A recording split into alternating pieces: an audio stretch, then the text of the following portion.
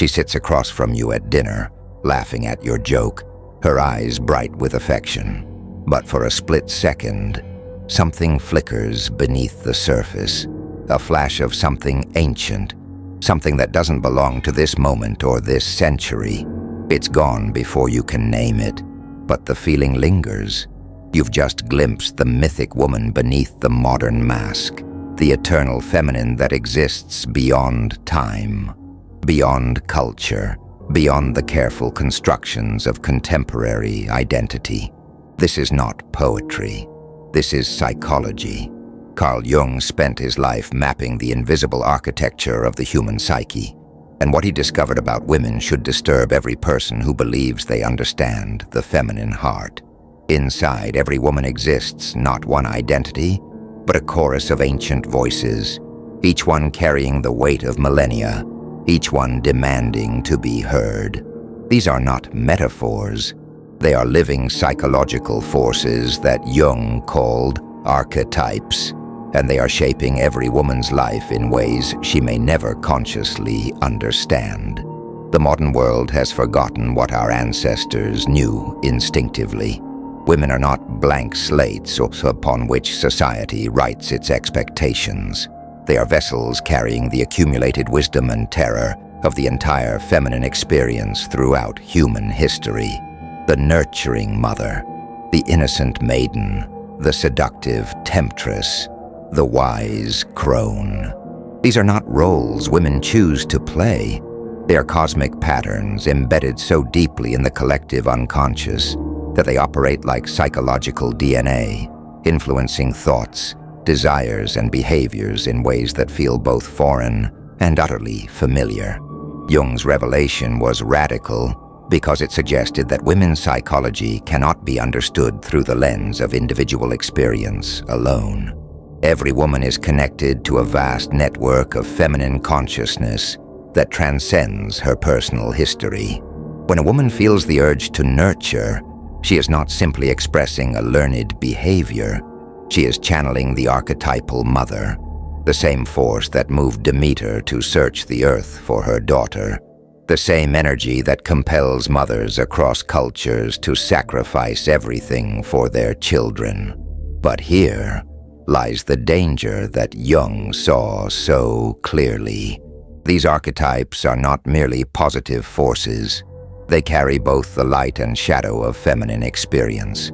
The mother archetype contains not only the nurturing protector, but also the devouring force that refuses to let go, the smothering presence that transforms love into possession. The maiden carries not only innocence and potential, but also the tragic passivity that makes her vulnerable to exploitation. The seductress embodies not only the power of attraction, but also the capacity for manipulation and destruction. When a woman remains unconscious of these forces, she becomes their prisoner rather than their master. She finds herself repeating patterns that feel simultaneously alien and inevitable. The woman who constantly sacrifices herself for others while building secret resentments. The woman who remains perpetually childlike, waiting for someone else to give her life meaning. The woman who uses her sexuality as a weapon, never understanding why her relationships end in ashes. These are not character flaws. They are the symptoms of archetypal possession, the price of living unconsciously.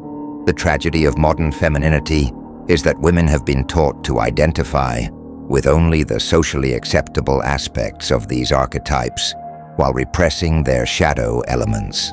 Society celebrates the self-sacrificing mother, but recoils from the fierce protector who will destroy anyone who threatens her children. Culture worships the innocent maiden, but fears the awakened woman who claims her own desire. The marketplace commodifies the seductress, but demonizes the woman who owns her sexuality without shame. This fragmentation creates what Jung called the shadow, the repository of all the rejected aspects of the psyche. For women, the shadow often contains their anger, their ambition, their sexuality, their wildness, everything they were taught to hide to be acceptable. But the shadow cannot be permanently suppressed. It leaks out in depression, in passive aggression, in mysterious illnesses, in sudden explosions of rage that seem to come from nowhere. The woman who has never allowed herself to feel anger may find herself inexplicably drawn to violent movies or cruel gossip. The woman who has suppressed her sexuality may become obsessed with the sex lives of others. The path to wholeness requires a descent into this shadow realm, a willingness to face the rejected aspects of the feminine psyche. This is not a comfortable journey. It requires a woman to acknowledge her capacity for destruction as well as creation, her potential for cruelty as well as compassion. It means owning the parts of herself that society has labeled as dangerous or inappropriate. Only by integrating these shadow elements can a woman begin to relate to her archetypes consciously, rather than being unconsciously possessed by them. Jung believed that this process of integration was not merely personal, but had profound cultural implications. A society that forces women to repress essential aspects of their nature becomes sick. It creates institutions that are all masculine drive without feminine wisdom, all competition without collaboration, all doing without being. The repressed feminine returns in distorted forms. The earth becomes a resource to be exploited rather than a mother to be honored. Relationships become transactions rather than connections. Power becomes domination rather than empowerment. But when women begin to reclaim their archetypal wholeness, they become agents of cultural transformation. The conscious mother brings fierce protection without smothering control. The awakened maiden brings fresh vision without naive vulnerability. The integrated seductress brings transformative power without manipulative seduction. The embodied wise woman brings deep knowing without bitter cynicism. This transformation is not achieved through positive thinking or surface-level empowerment. It requires what Jung called the transcendent function, the ability to hold opposing forces in creative tension without being torn apart by them.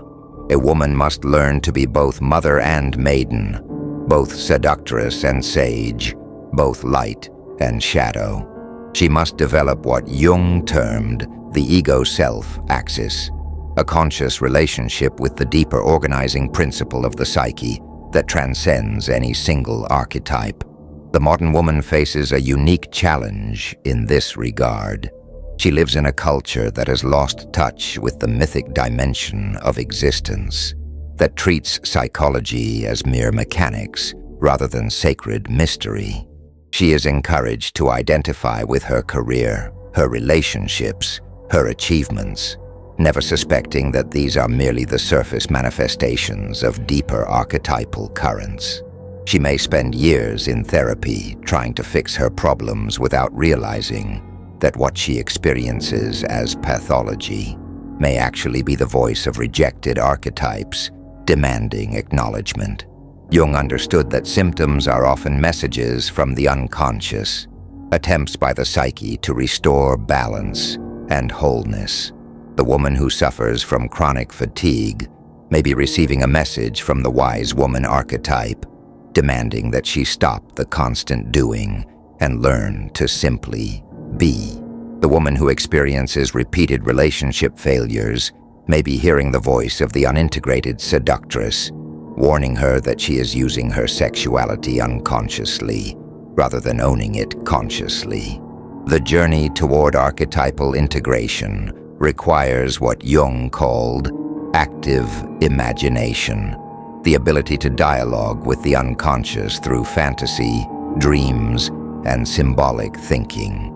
A woman must learn to recognize when she is being possessed by an archetype and develop the capacity to step back and observe the possession rather than being lost in it. She must cultivate what Jung termed the transcendent function, the ability to hold paradox and contradiction without immediately rushing to resolve the tension. This is not easy work. It requires a fundamental shift in consciousness, a willingness to live symbolically rather than literally, to see life as a mythic journey rather than a series of problems to be solved. It demands that a woman develops what Jung called the religious attitude, not necessarily toward a specific deity, but toward the mystery and meaning that underlies existence. She must learn to see her personal struggles as part of a larger cosmic drama, to understand that her individual journey is also the eternal journey of the feminine principle seeking wholeness. The woman who undertakes this journey does not become perfect. She becomes real. She develops what Jung called the diamond body, a personality that is both strong and flexible, capable of containing contradiction without breaking. She learns to dance with her archetypes rather than being danced by them.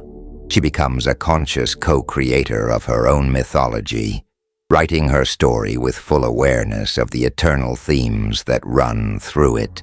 This transformation has profound implications for how women relate to men, to children, to work, to creativity, to aging, to death. The archetypal woman no longer seeks validation from external sources because she has found her center in the self. She no longer projects her unlived life onto others because she has claimed responsibility for her own wholeness. She becomes what Jung called a symbol of the self, a living representation of the possibility for human completeness. Perhaps most importantly, she becomes a guide for other women who are still lost in unconscious identification with partial aspects of the feminine. She embodies the possibility that a woman can be both powerful and tender, both wild and wise, both sexual and sacred. She demonstrates that the feminine principle is not weak or passive, but is the essential counterbalance to the masculine drive for achievement and control. The archetypal woman understands that her psychology is not merely personal, but participates in the eternal feminine that has been seeking expression throughout human history. She knows that when she heals her own relationship to the feminine, she is healing the wounded feminine in the collective unconscious. She becomes a bridge between the ancient wisdom of the feminine and the emerging consciousness of the future. This is Jung's ultimate gift to women, the understanding that their suffering is not meaningless, but is part of a larger process of conscious evolution. Every woman who undertakes the journey toward archetypal integration becomes a pioneer in the most important exploration of our time, the recovery of the sacred feminine as a living psychological reality rather than a romantic fantasy. The world needs women who have made this journey, who have descended into the underworld of the unconscious and returned with the treasure of integrated wisdom. These are the women who will midwife the birth of a new consciousness, one that honors both the masculine and feminine principles as equally necessary for human wholeness. In the end, Jung's archetypal psychology offers women something that no external achievement can provide: the possibility of coming home to themselves, of recognizing themselves as both deeply personal and eternally mythic, both utterly unique and profoundly connected to the great mystery of feminine becoming that has been unfolding since the beginning of time.